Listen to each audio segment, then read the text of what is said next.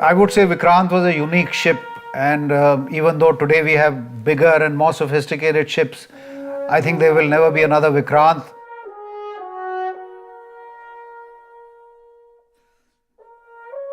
Air Force is there to show the air power on land, but INS Vikrant showed the country's air power at sea. Floating airfield, floating city, powerful weapon. You can use any of these adjectives to describe Vikrant. Efficiency at its height. That's what I would describe Vikrant really. Vikrant in one word, mother. Mother. When the ship is at sea and the pilot's got a very small deck to land on, it's like coming on mother's arms, Vikrant earned its real fame in 1971 in the war because she was not completely battle-worthy. She had serious problems with the engines and many people felt that she should not take part in the war.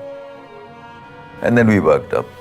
We worked up our armament, we worked up our navigation, we worked up everything. We got the squadron together. Finally, we were attacking Chittagong from 70 miles, 80 miles.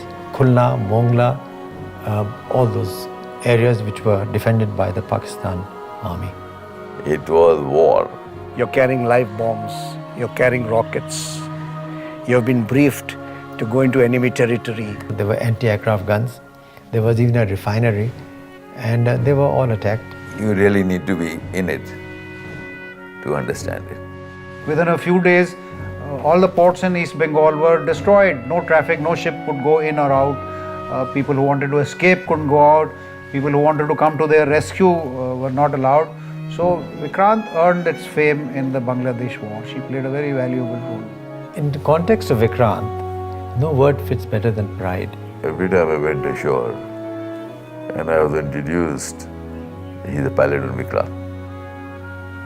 So it is not the pilot part, it is the Vikrant part.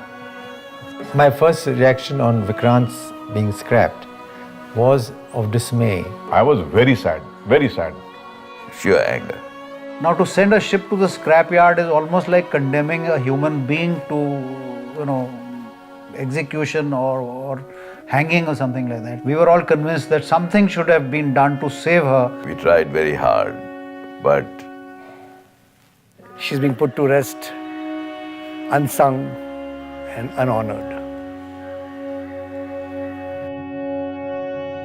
Well, when I read in the papers that Bajaj had decided to take some metal from Vikrant and incorporate it into a new product, I was quite thrilled to hear that. It was an armor-plated hull which could withstand the shock of a torpedo or a shell from a gun.